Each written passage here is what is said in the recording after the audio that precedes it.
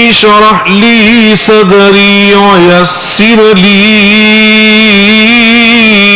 أمري واحلل عقدة من لساني يفقهوا قولي.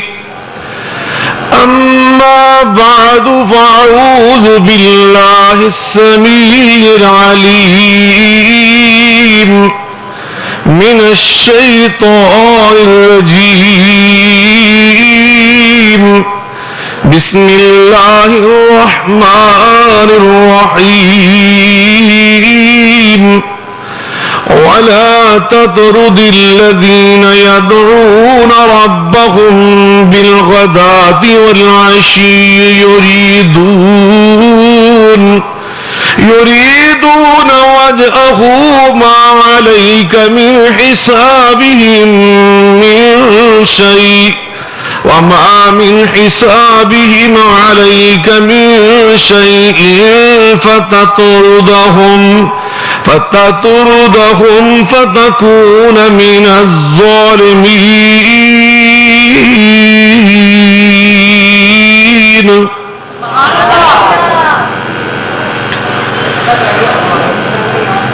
ہر قسم کی حمد و ثنا، بزرگی، برتری، بڑائی، کبریائی اللہ رب العالمین کی ذات بابرکات کے لیے. انگنت لاتعداد اور بے شمار درود و سلام سید الاولین والآخرین رحمت للعالمین، صاحب قرآن، پیغمبر آخر زمان، ہم سب کے ہادی و رہنما جناب محمد الرسول اللہ صلی اللہ علیہ وعلا آلہ وسلم کی ذات گرامی پر ہوں. بزرگان من، برادران ملت، قابل صد احترام میری ماں اور بہنوں، آج آپ کے گاؤں میں انعقاد پذیر اس بار رونق عظمت صحابہ رضوان اللہ تعالی علیہم اجمعین کانفرنس میں شرکت کے بعد میں دل کی گہرائیوں سے کہہ رہا ہوں کہ انتہائی خوشی اور مسرت محسوس کر رہا ہوں. قبل اس کے کہ میں اس عنوان پر اپنی بات آپ کے سامنے عرض کروں، اللہ تعالیٰ سے دعا کرنا ضروری سمجھتا ہوں. اللہ ہم سب کے اس عمل کو اپنی بارگاہ میں قبول فرمائے اور ہمیں صحابہ کرام رضوان اللہ علیہم اجمعین کی سچی محبت نصیب فرمائے. بھائی خلیل الرحمن صاحب نے مسلسل مجھے ٹیلی فون پر یہ ارشاد فرمایا کہ میں آپ کے سامنے پردے کے عنوان پر گفتگو کروں، اور میرے ذہن میں یہ خیال تھا کہ شاید میں نے اکیلے نے وہاں پہ پہنچ کر آج آپ حضرات کے سامنے گفتگو کرنی ہے، لیکن آج مجھے مغرب سے پہلے یہ واضح ہوا کہ یہ تو بہت بڑی ماشاءاللہ کانفرنس ہے، متعدد علماء کرام مبلغین اعظام تشریف لا رہے ہیں. کانفرنس کا عنوان یہاں پہنچنے کے بعد میرے علم میں آیا، اور ابھی مجھ سے قبل برادر گرامی قدر حضرت مولانا سید سبطین شاہ صاحب حافظہ اللہ تعالی عالمانہ، فاضلانہ، بصیرت آمیز، ایمان افروز، روح پرور، دل آویز خطاب ارشاد فرما رہے تھے. ان کی گفتگو سننے کے بعد اور آپ کے اشتہارات کو دیکھنے کے بعد میں نے یہ فیصلہ کیا کہ پردے کے عنوان پر گفتگو کو ادھار کرتا ہوں. آئندہ انشاءاللہ کسی موقع پر آپ کے سامنے اس کو بیان کروں گا.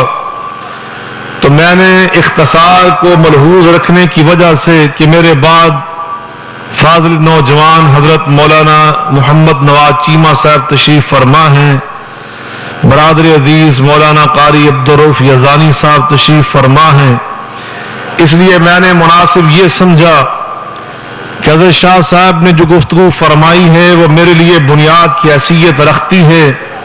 میں وہیں سے اپنی بات کو لے کے آگے بڑھ جاؤں اور چند منٹوں میں اپنی بات کو سمیٹ کر آپ سے اجازت لوں، تو اس لیے میں نے ضروری سمجھا کہ آپ کے سامنے عظمت صحابہ کے عنوان پر ہی بات کروں۔ اللہ میرا شرح صدر فرمائے، زبان کی گرہ کھولے، کتاب و سنت کے دلائل کی روشنی میں مجھے نبی پاک صلی اللہ علیہ وسلم کے رفقائے کرام کی عظمت بیان کرنے کی توفیق عطا فرمائے۔ حضرات، میں اپنی بات نبی کریم علیہ السلام کی حدیث پاک سے شروع کرتا ہوں، جس میں آپ نے فرمایا، اللہ فی اصحابی لا تتخذوهم غرضا من بعدی فمن احبهم فبحبی احبهم ومن ابغضهم فببغضی ابغضهم ومن آذاهم فقد آذانی ومن آذانی فقد آذى اللہ ومن آذى اللہ من غیر شک ان یؤخذ۔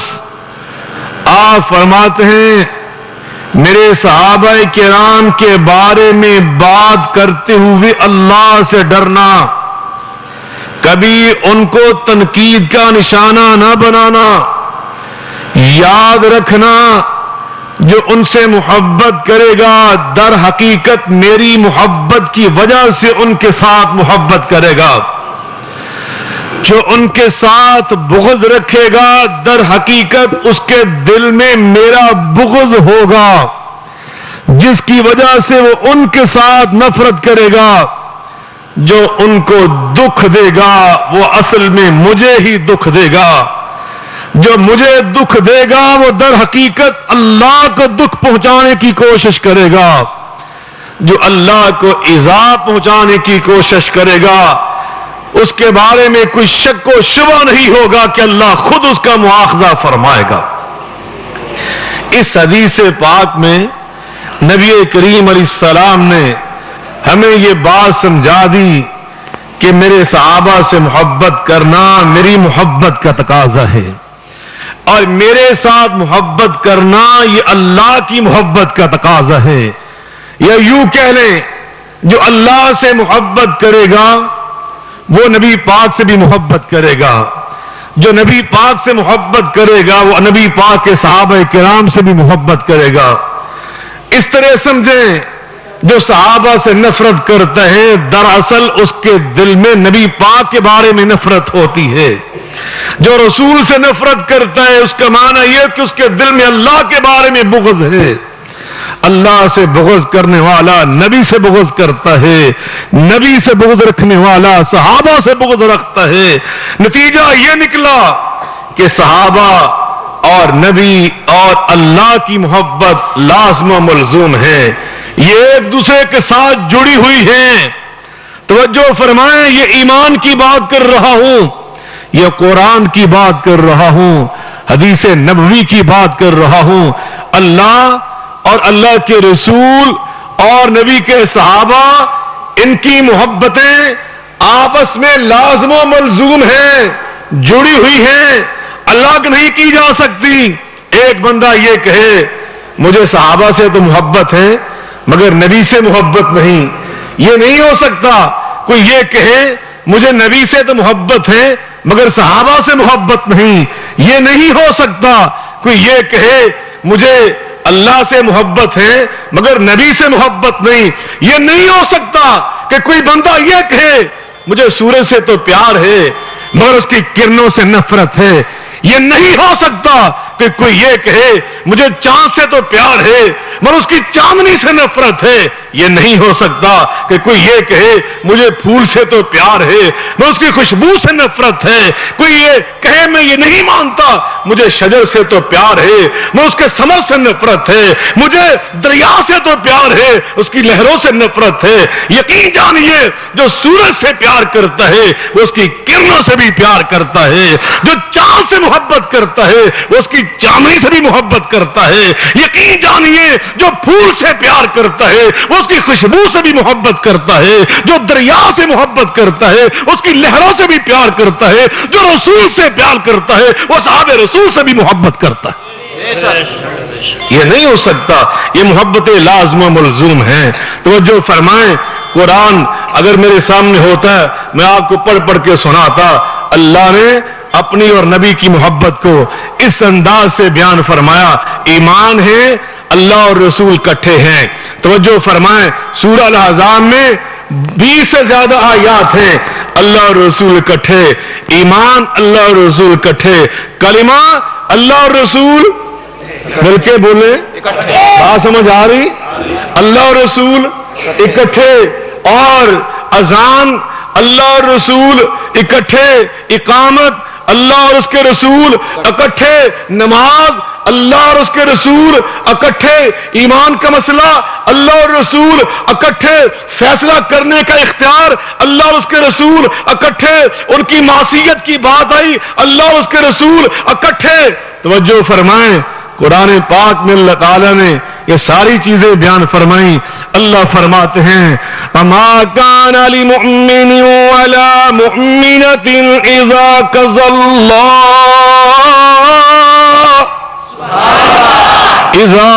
اللَّهُ وَرَسُولُهُ أَمْرًا إِذَا قَضَى اللَّهُ وَرَسُولُهُ أَمْرًا إِذَا قَضَى اللَّهُ وَرَسُولُهُ أَمْرًا أَن يَكُونَ لَهُمُ الْخِيَرَةُ مِنْ أَمْرِهِمْ وَمَن يَعْصِ اللَّهَ وَرَسُولَهُ وَمَن يَعْصِ اللَّهَ وَرَسُولَهُ وَمَن يَعْصِ اللَّهَ وَرَسُولَهُ فَقَدْ ضَلَّ ضَلَالًا مُبِينًا.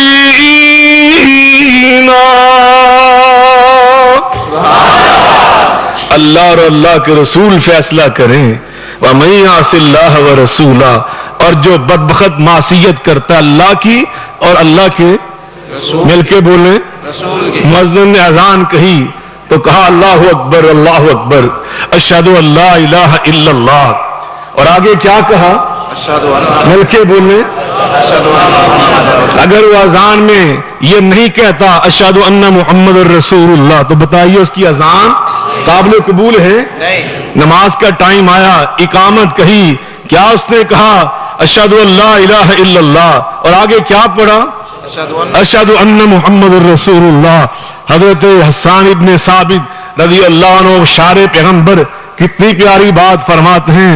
کہتے ہیں اور لوگوں دیکھو اللہ نے اپنے نبی کی شان کیسے بلند کی. فرماتے ہیں اذا قال المؤذن فی الخمس اشہد, ایک مؤذن جب 5 اذانیں کہتا ہے اور کہتا ہے اشہد ان لا الہ الا اللہ, تو ساتھ اس کو کہنا پڑتا ہے اشہد ان محمد رسول اللہ. نماز شروع ہو گئی. مولانا حبیب الرحمان صاحب آپ کے امام بن کے کھڑے ہو گئے, آپ مقتدی بن کے کھڑے ہوئے. نماز میں مقتدی نے بھی پڑھا, امام نے بھی پڑھا. کیا پڑھا؟ اللہ کی حمد و ثنا کے گیت گائے. الحمدللہ رب العالمین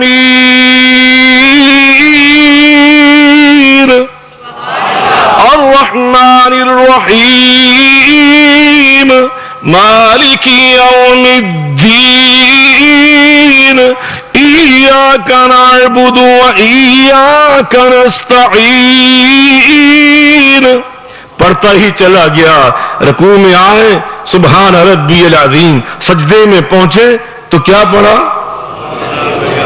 مجھے پتا چل گیا کہ آپ کو میری بات سمجھ آ رہی. سجدے میں کیا پڑھا؟ تشہد میں پہنچا. اللہ پاک نے نبی کے ذریعے ہمیں نماز سکھا دی اور واضح کر دیا. اور نماز پڑھنے والے تو نے میری تسبیح پڑھی, تو نے میری حمد پڑھی, اللہ اکبر. حدیث قدسی ہے, اللہ خود فرماتے ہیں اذا قال العبد الحمد للہ رب العالمین, اللہ فرماتے حمدنی ربی حمدنی عبدی. بندے نے کہا الرحمن الرحیم, اللہ فرماتے ہیں اثنا علی عبدی. بندے نے کہا مالک یوم الدین, اللہ فرماتے ہیں مجدنی عبدی. کہا میرے بندے تو نے میری حمد پڑھی, میری تسبیح پڑھی, میرا نام بلند کیا, میرا قرآن پڑھا, میرا ذکر کیا. مگر یاد رکھ اگر اس نماز میں تو میرے پیارے کا ذکر نہیں کرے گا, میرے محبوب پہ درود شریف نہیں پڑھے گا, میں تیری نماز قبول نہیں کروں گا. یہ اہل حدیث کا موقف ہے.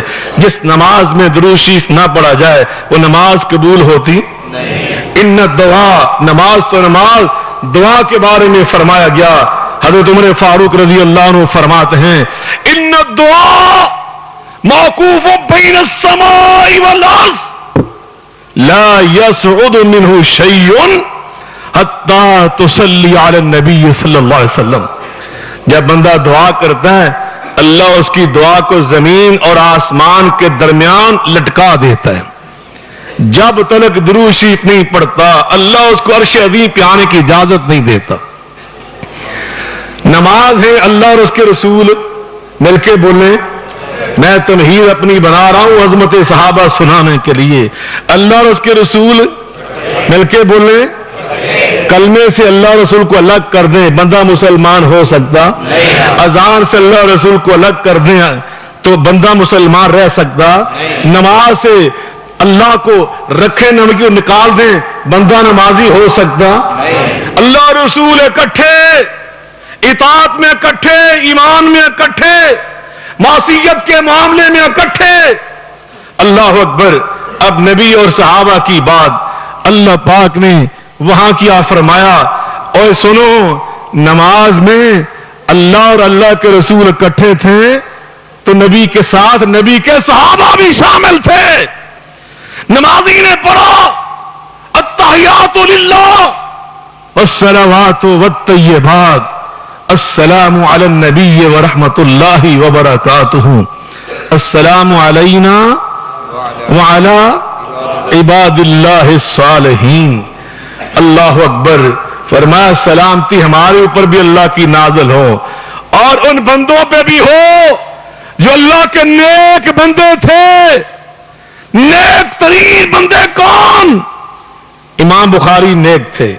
امام بخاری, ابن تیمیہ, ابن قیم, امام مالک, امام شافعی, امام ابو حنیفہ, احمد بن حنبل, یہ سب نیک تھے.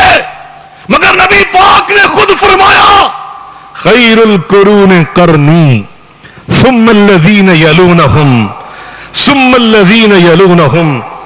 سب سے بہترین جماعت میرے صحابہ کرام کی جماعت ہے. سب سے اعلیٰ جماعت میرے صحابہ کی جماعت. ان کے بعد درجہ میرے صحابہ کے شاگردوں کا, ان کے بعد درجہ میرے صحابہ کے شاگردوں کے شاگردوں کا. مگر سب سے اعلیٰ اللہ کے نیک بندوں میں کون ہیں؟ مل کے بولیں, بلند آواز سے بولیں. اللہ اکبر. اللہ ان کے بارے میں فرماتا ہے لقد رضی اللہ عن المؤمنین اذ یبایعونک تحت الشجرہ فعلم ما فی قلوبہم فأنزل السكينة عليهم وأصابهم فتحا قريبا. اللہ فرماتے ہیں میں اپنے صحابہ نبی کے ساتھیوں سے راضی ہو گیا. آج دنیا میں بڑے بڑے علماء ہیں, اتقیاء ہیں, اولیاء ہیں.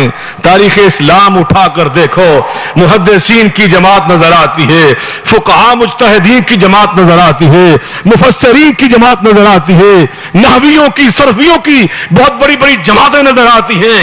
سنیے آج بھی بڑے بڑے اہل علم موجود ہیں, ان کے پاس محنتوں کے بعد بڑی بڑی ڈگریاں موجود ہیں. کسی کے پاس ایم اے کی ڈگری, کسی کے پاس ڈاکٹریٹ کی ڈگری, کسی کے پاس ادر یونیورسٹی کی ڈگری, کسی کے پاس مدینہ یونیورسٹی کی ڈگری. مگر سنیے اللہ فرماتے رضی اللہ عنہ کی ڈگری کسی کے پاس نہیں ہے.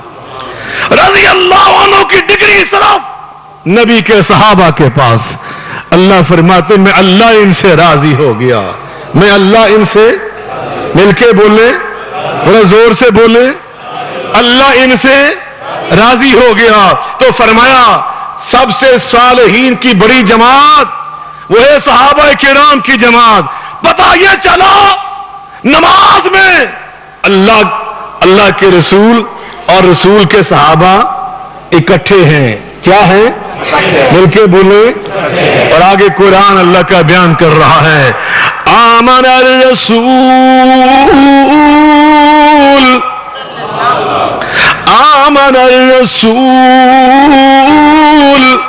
آمن الرسول بما انزل الیہ من ربہ والمؤمنون.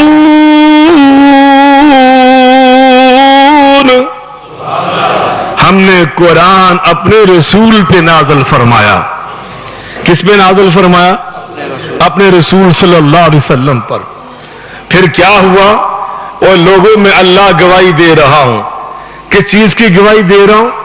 کہ میرے قرآن پر میرا رسول ایمان لایا. میرے نازل کردہ قرآن کی سچائی پر میرا رسول ایمان لایا.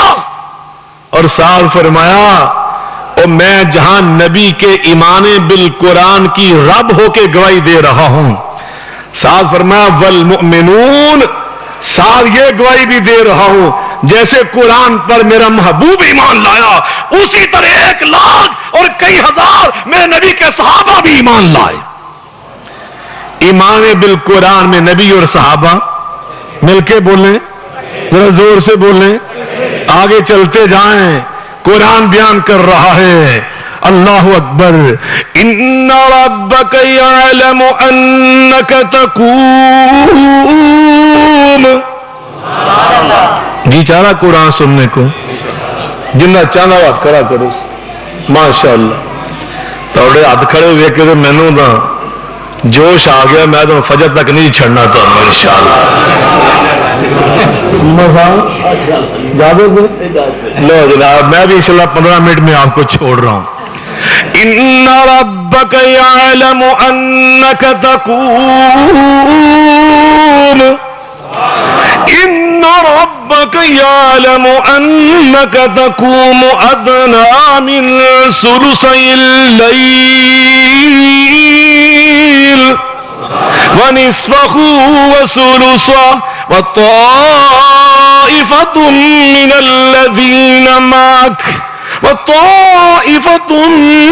الذين معك والله يقدر الليل والنهار.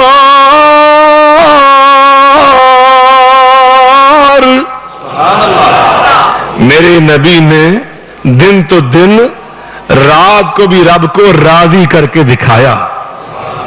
اتنا کر کے دکھایا کہ اماں جی عائشہ صدیقہ فرماتی ہیں رضی اللہ عنہا کان یقوم من اللیل حتی تتفطر قدما. میرے محبوب پیغمبر اتنی لمبی تہجد پڑھتے تھے کہ زیادہ قیام کی بنا پر بعض اوقات پنڈلیاں سوج جاتی تھیں، قدم مبارک سوج جاتے تھے، ایڑیاں پھٹ جاتی تھی، خون بہنا شروع ہو جاتا تھا. ایک بار تو میں نے یہ عرض کر ہی دیا لما تصنع ھذا یا رسول اللہ صلی اللہ علیہ وسلم. میرے محبوب پیغمبر آپ اتنی مشقت کیوں اٹھاتے ہیں؟ وقد غفر اللہ لک ما تقدم من ذنبک وما تاخر. آپ تو معصوم پیغمبر ہیں، آپ اتنی تکلیف کیوں اٹھاتے ہیں؟ تو آپ نے فرمایا تھا افلا احب ان اکون عبدا شکورا. عائشہ جس اللہ نے مجھ کو در یتیم سے اٹھا کر بدر منیر بنایا کیا میں اس اللہ کا شکر گزار بندہ نہ بنوں؟ اللہ اکبر. نبی نے جب ایسی تہجد اور ایسا قیام کر کے رب کو دکھایا تو میرا رب نبی کی تہجد کی گواہی خود قرآن میں دینے لگا. میں تیری تہجد کی گواہی دیتا ہوں، میں تیرے تہجد کی شہادت دیتا ہوں. لیکن سنیے اللہ جب نبی کی تہجد کی گواہی دینے پہ آیا تو میرے رب نے کیا فرمایا؟ وَطَائِفَةٌ مِّنَ الَّذِينَ مَعَكَ. میرے پیارے جہاں میں رب ہو کر تیری تہجد کی گواہی دے رہا ہوں وہاں تیرے صحابہ کی تہجد کی گواہی بھی دے رہا ہوں. میرا نبی بھی تہجد گزار ہے اور میرے نبی کے صحابہ بھی تہجد گزار ہے. تہجد کی گواہی میں نبی اور صحابہ مل کے بولیں یہ لفظ آپ نے یاد رکھنا ہے، یہ میری تقریر کی بنیاد ہے، اساس اور بیس ہے، یہ یاد رہے گی تو آپ کو ساری بات انشاءاللہ آخر میں سمجھ آ جائے۔ نبی اور صحابہ دیکھ لیے، تہجد کی گواہی رب نے دی، نبی اور صحابہ، ایمان نبی اور صحابہ، نماز نبی اور صحابہ، اکٹھے اللہ فرماتے ہیں محمد الرسول اللہ والذین معه اشداء علی الکفار رحماء بینہم تراہم رکعا سجدا یبتغون فضلا من اللہ ورضوانا سیماہم فی وجوہہم من اثر السجود۔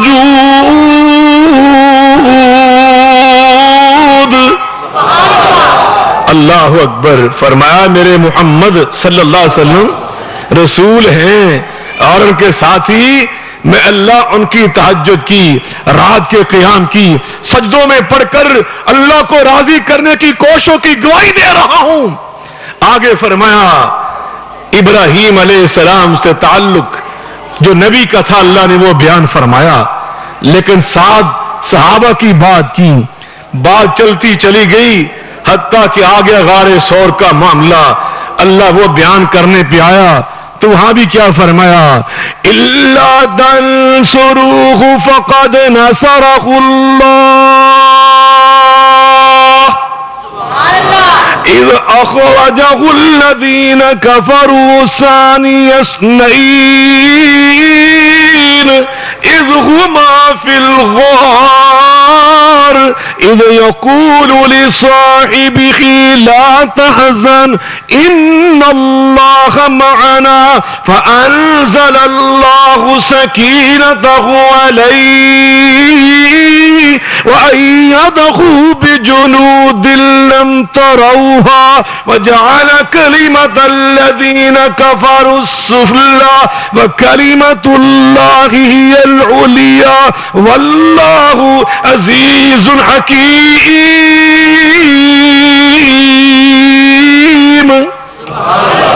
غار ثور ہے، اللہ فرماتے ہیں وہاں میرا نبی بھی ہے اور نبی کا صحابی بھی ہے۔ اذ ہما فی الغار، اللہ اکبر۔ نبی اور صحابہ کو اللہ اکٹھا دیکھنا چاہتا ہے، الگ الگ نہیں دیکھتا۔ توجہ فرمائیں، حتیٰ کہ وہ وقت آیا کہ جناب محمد الرسول اللہ علیہ السلام نے حدیبیہ کے میدان میں صلح حدیبیہ کا معاہدہ لکھوایا۔ لکھنے والا کاتب حضرت علی ہیں رضی اللہ تعالی عنہ۔ کون ہے؟ حضرت، مل کے بولیں، یاد ہے علی کون ہے؟ نبی پاک نے جس کے بارے میں فرمایا لا يحبہ الا مومن ولا یبغضہ الا منافق۔ میرا علی وہ علی ہے، معیار ہے ایمان اور منافقت کی پہچان کا۔ علی سے محبت کرنے والا مومن ہوگا، علی سے بغض رکھنے والا کمینہ منافق ہوگا۔ رب ذوالجلال کی قسم میں اس کو اہل سنت نہیں مانتا، میں اس کو اہل حدیث نہیں سمجھتا۔ جس کے دل میں رائی کے دانے کے برابر کسی وجہ سے حضرت علی کے بارے میں بغض ہو، وہ کچھ اور تو ہو سکتا ہے، وہ محدثین کا پیروکار نہیں ہو سکتا۔ یہ اہل حدیث کا منہج نہیں ہے۔ اہل حدیث کا منہج وہی ہے جو امام بخاری نے بیان کیا، ابواب باندھے، سیدہ فاطمہ کے مناقب، حسن حسین کے مناقب، جناب علی کے مناقب۔ صحیح مسلم اٹھا کے دیکھو، المستدرک امام حاکم کی اٹھا کے دیکھو، مسند امام احمد اٹھا کے دیکھو، کتاب حدیث پاک کی۔ میں عرض کر رہا ہوں حضرت علی سے نبی پاک نے فرمایا لکھو ھذا ما عہد علیہ محمد الرسول اللہ صلی اللہ علیہ وسلم۔ یہ وہ ایگریمنٹ ہے صلح کا جو اللہ کے رسول جناب محمد مصطفیٰ علیہ السلام نے لکھوایا۔ وہ جو قریشیوں کا سفیر تھا وہ کافر تھا۔ اب ایمان اور کفر کا فرق دیکھنا نبی اور صحابہ کی محبت کے بارے میں۔ توجہ فرمانا، یہ ایک واقعہ تمہیں ہر بات واضح کر دے گا۔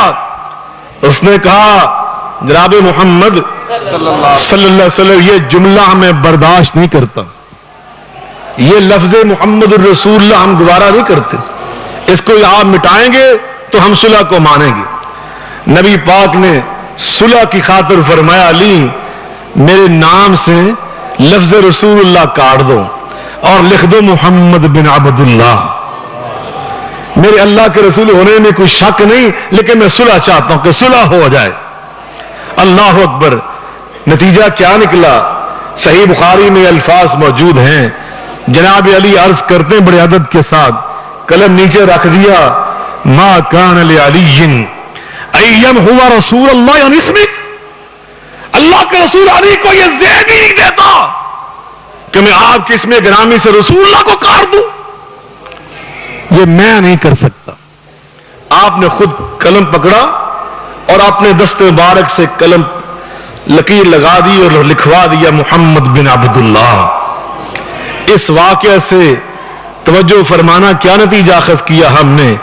کفر اللہ اور اللہ کے رسول کی قربت کو برداشت نہ کر سکا، اور ایمان اللہ اور اللہ کے رسول کو الگ الگ کرنا گوارا نہ کر سکا۔ علی نے کہا میں یہ نہیں کر سکتا۔ آگے چلیے، بڑے بڑے سردار نبی پاک کے پاس آئے، اے محمد مصطفیٰ علیہ السلام ہم آپ کے پاس آنا چاہتے ہیں، آپ کی مجلس میں حاضری دینا چاہتے ہیں، ہم آپ کے دین کی باتیں سننا چاہتے ہیں، ہم آپ کے قرآن کی تلاوت کو سننا چاہتے ہیں، لیکن ایک بہت بڑی رکاوٹ ہمیں نظر آتی ہے کہ جب ہم دیکھتے ہیں کہ ہمارے آزاد کردہ غلام، ہمارے نوکر چاکر جو ہمارے ہم پلہ نہیں، وہ ہمارے ساتھ بیٹھے ہوتے ہیں، ہم اس لیے آپ کے پاس آنا پسند نہیں کرتے۔ اگر آپ ہمارے ساتھ یہ معاہدہ کر لیں کہ جب ہم آئیں گے سردار تو وہاں پہ دوسرے لوگ نہیں بیٹھیں گے، غریب غربا جو آپ کے صحابہ ہیں، مزدور قسم کے۔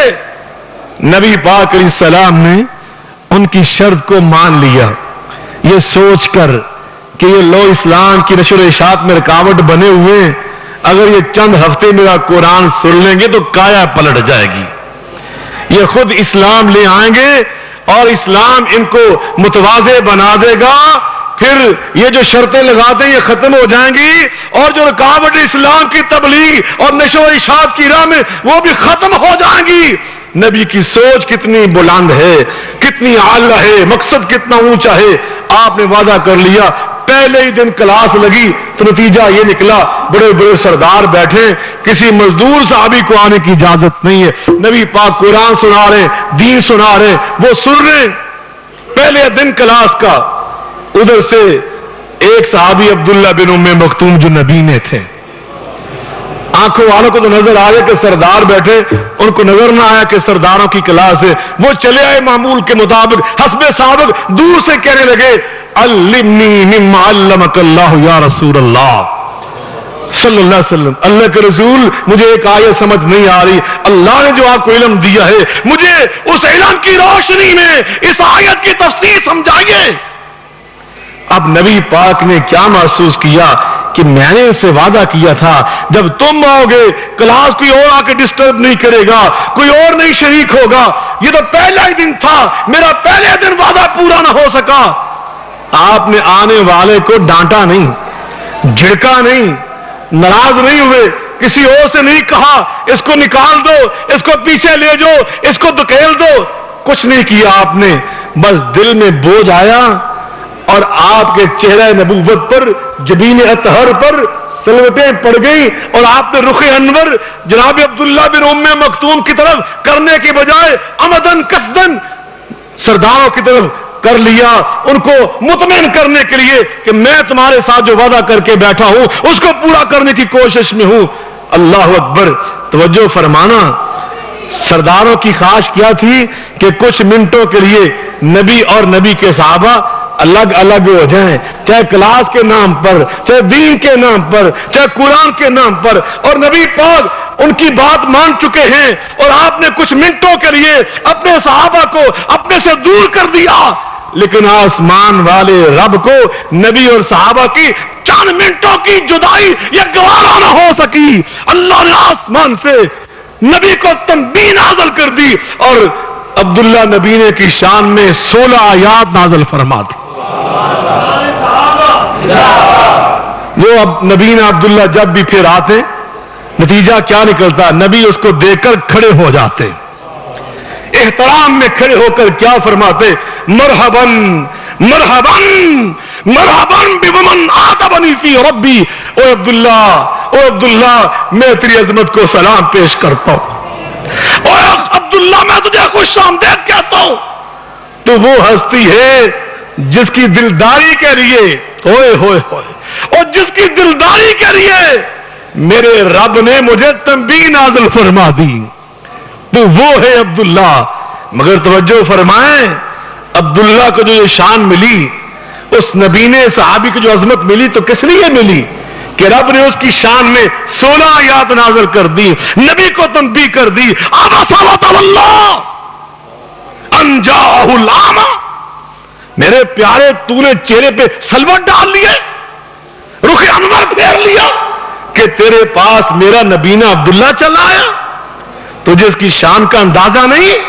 اللہ اکبر. آج ہو گیا, آئندہ ایسا نہ کرنا میرے پیارے. قرآن میں اللہ نے ایسی بات نازل کی, علماء بیٹھے ہیں, مجھے ترجمہ کرنے کی ضرورت نہیں ہو رہی, مگر سنیے اللہ فرماتے ہیں وَلَا تَطْرُدِ الَّذِينَ يَدْعُونَ رَبَّهُمْ وَلَا تَطْرُدِ الَّذِينَ يَدْعُونَ رَبَّهُمْ بِالْغَدَاةِ وَالْعَشِيِّ يُرِيدُونَ وَجْهَهُ مَا عَلَيْكَ مِنْ حِسَابِهِمْ مِنْ شَيْءٍ وَمَا مِنْ حِسَابِهِمْ عَلَيْكَ مِنْ شَيْءٍ فَتَطْرُدَهُمْ فَتَكُونَ مِنَ الظَّالِمِينَ.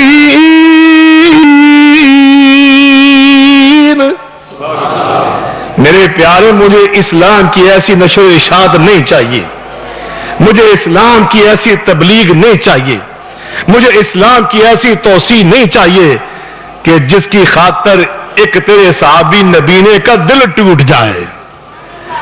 وہ ایک صحابی کا دل توڑ کر اگر دنیا میں اسلام پھیلتا ہے, اللہ فرماتے مجھے ایسا اسلام نہیں چاہیے, مجھے ایسی تبلیغ نہیں چاہیے, مجھے ایک نبینے کی دلداری چاہیے. توجہ فرمائیں, عبداللہ کو جو یہ شان ملی تو کس لیے ملی؟ کسی سردار کے بیٹے تھے اس لیے ملی؟ قریشی تھے اس لیے ملی؟ اس لیے ملی کہ وہ نبی کا صحابی ہے, نبی کا شاگرد ہے. اللہ اکبر. سنیے ذرا, اللہ فرماتے آئندہ میرے پیارے ایسا نہ کرنا. وَلَا تَطْرُدِ الَّذِينَ, ایسا دوبارہ ان کو دور کرنے والا کام نہ کرنا. اور اگر آپ نے پھر دوبارہ ایسا کیا, اگر آپ نے دوبارہ ایسا کیا, اپنے صحابہ کو اپنے سے دور کیا, فَتَطْرُدَهُمْ, اگر آپ نے ان کو اپنے سے الگ کیا, تو پھر میرا بھی فیصلہ سن لیں, فَتَكُونَ مِنَ الظَّالِمِينَ. میں ترجمہ نہیں کر سکتا, میرے اندر اتنی جرت نہیں ہے, گھر جا کے خود پڑھنا. ایسا ہونا نہیں تھا, ایسا دنیا میں ہونا نبی نے دوبارہ صحابہ کو اپنے سے دور کرنا نہیں تھا, لیکن اللہ نے نبی کے صحابہ کی شان بیان کرنے کے لیے انداز یہ اختیار کیا. میرے پیارے, تو نبیوں کا سردار ہے, تو کائنات کا امام ہے, تو میرا محبوب ہے, مگر تیری جیسی ہستی بھی اگر صحابہ کو آئندہ اپنے سے دور کرے گی تو رزلٹ یہ نکلے گا فَتَكُونَ مِنَ الظَّالِمِينَ. پھر نتیجہ کیا نکلا؟ دنیا کی زندگی تو دنیا کی زندگی. جامع ترمذی کی آخری حدیث سنا کے اجازت چاہ رہا ہوں. ایک دن نبی پاک مسجد نبوی میں تشریف لائے, صحابہ کرام سے مسجد نبوی بھری ہوئی تھی, اور شان یہ تھی آپ کے آنے کی کہ آپ کی دائیں جانب جناب صدیق اکبر آ رہے تھے, بائیں طرف جناب فاروق اعظم چلے آ رہے تھے رضی اللہ عنہما. آپ صحابہ کے سامنے آئے, آپ نے دست نبوت میں دائیں طرف دائیں ہاتھ میں جناب صدیق کا ہاتھ پکڑ لیا, بائیں ہاتھ مبارک میں جناب فاروق کا ہاتھ پکڑ لیا, اس طرح بلند کیا دونوں کے ہاتھ. کون صدیق اکبر, کون فاروق اعظم؟ نبی پاک نے فرمایا جنت کے 8 دروازے ہیں. من کان من اہل الصلاۃ دعی من باب الصلاۃ, من کان من اہل الصدقہ دعی من باب الصدقہ. اور بیان کرتے چلے گئے کہ جنت کے 8 دروازے ہیں, کوئی نمازیوں کا دروازہ، کوئی سخیوں کا دروازہ، کوئی روزے داروں کا دروازہ، روزے داروں کو وہاں سے آواز آئے گی، نمازیوں کو ادھر سے آواز آئے گی، سخیوں کو ادھر سے آواز آئے گی۔ آپ نے 8 دروازوں کی تفصیل بیان کی تو جناب صدیق اکبر عرض کرتے ہیں هل يدعى احد من تلك الابواب كلها، اللہ کے رسول صلی اللہ علیہ وسلم کوئی ایسا بھی خوش نصیب ہوگا کہ جس کو جنت کے 8 دروازوں سے آوازیں آئیں گی، کوئی ایسا بھی ہوگا؟ آپ نے فرمایا نعم، ہاں ہاں میرے صدیق اکبر ایسے خوش نصیب ہوں گے جن کو جنت کے 8 دروازے تمنا کریں گے کہ ادھر سے گزرے یہ باربرکت بندہ۔ فرمایا وَأَرْجُو أَن تَكُونَ مِنْهُمْ، مجھے یقین ہے تو بھی انہی میں شامل ہوگا۔ کون؟ عمر فاروق رضی اللہ عنہ۔ آپ نے فرمایا مَا لَقِيَكَ الشَّيْطَانُ سَالِكًا فَجًّا إِلَّا سَلَكَ فَجًّا غَيْرَ فَجِّكَ، میرا عمر فاروق مکہ مدینہ کی جس گلی سے گزر جاتا ہے شیطان اس گلی کو چھوڑ کر بھاگ جاتا ہے۔ آج ان دونوں کے ہاتھ پکڑے اور اس طرح آپ نے بلند کیے صحابہ کے سامنے۔ کن کے سامنے؟ مل کے بولے صحابہ۔ صحابہ کی عظمت دیکھو یارو، نبی کی نماز دیکھی تو کس نے دیکھی؟ مل کے بولے شاہ صاحب رفیع کی بات کر رہے تھے، آمین کی بات کر رہے تھے۔ مجھے بتائیے نبی کی نماز کس نے دیکھی؟ نبی کا حج کس نے دیکھا؟ نبی کا جہاد کس نے دیکھا؟ نبی کا چلنا پھرنا اٹھنا بیٹھنا کس نے دیکھا؟ نبی کا سفر حضر کس نے دیکھا؟ اور نبی کی صلح، نبی کا امن کس نے دیکھا؟ نبی پاک کی تبلیغ اور دعوت کس نے دیکھی؟ نبی کے خطبے کس نے سنے؟ نبی کی ساری نبوت کے معاملات کے گواہ کون ہیں؟ صحابہ کرام رضوان اللہ علیہم اجمعین۔ آج صحابہ نے دیکھا کہ نبی پاک کے دائیں ہاتھ میں کس کا ہاتھ ہے؟ مل کے بولیں آخری جملہ میری تقریر کا، بائیں ہاتھ میں کس کا ہاتھ ہے؟ یاد رہے گا؟ آپ نے ان دونوں کے ہاتھ اس طرح بلند کیے اور فرمایا ہاکذا نبعث یوم القیامہ، میں قیامت کے دن اپنی قبر سے اٹھ کر جب اللہ کے سامنے جاؤں گا اسی انداز سے جاؤں گا کہ میرے دائیں ہاتھ میں میرے صدیق کا ہاتھ ہوگا، میرے بائیں ہاتھ میں میرے فاروق کا ہاتھ ہوگا۔